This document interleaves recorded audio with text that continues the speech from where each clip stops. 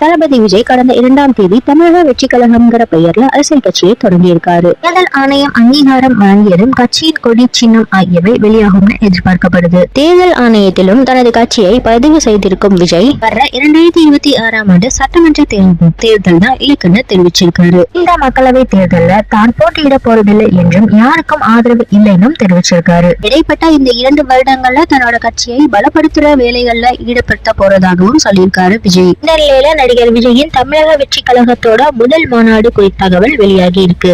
முதல் மாநாடு மதுரையில பிரம்மாண்டமாக நடத்தப்பட போறதாக தகவல்கள் வெளியாகி இருக்கு. சீன் பிறந்த நாளான ஜூன் 22ஆம் தேதி தான் மாநாட்டை நடத்துவதற்கு திட்டமிட்டு இருக்கிறதாகவும் தகவல்கள் வெளியாகி இருக்கு. மாநாட்டில் கட்சி, கொடி மற்றும் கொள்கைகள் ஆகியவை அறிவிக்கப்பட இருக்கு. பெண்கள், இளைஞர்கள் மற்றும் பெண்களை கவரும் வகையில் சீன் கொள்கைகள் மாநாட்டில் அறிவிக்கப்பட இருக்கு. ஆர்டிபிஷியல் இன்டெலிஜென்ஸ் என்று சொல்லப்படும் AI தொழில்நுட்பத்தை பயன்படுத்தி தன் விஜயகாந்தோட கதாபாத்திரம் விஜயின் கோட் படத்துல இடம்பெற போறதாக தகவல்கள் வெளியாகி இருக்கு. இதற்காக விஜயகாந்த் குடும்பத்தினர் கிட்ட படக்குழுவினர் அனுமதி வாங்கி இருக்கிறதாகவும் சொல்லப்படுது. இதனால கேப்டன் கட்சியோட விஜய் கூட்டணி வைப்பாராங்கிற கேள்வியும் எழுந்திருக்கு. அவருடன் கூட்டணி என்பதை முதல் மாநாட்டுல அறிவிக்கிறதுக்கு வாய்ப்புகள் இருக்கு. விஜயின் அரசியல் பேச்சை கேட்கறதுக்கு எல்லோருமே ஆவலா காத்துட்டு இருக்காங்க.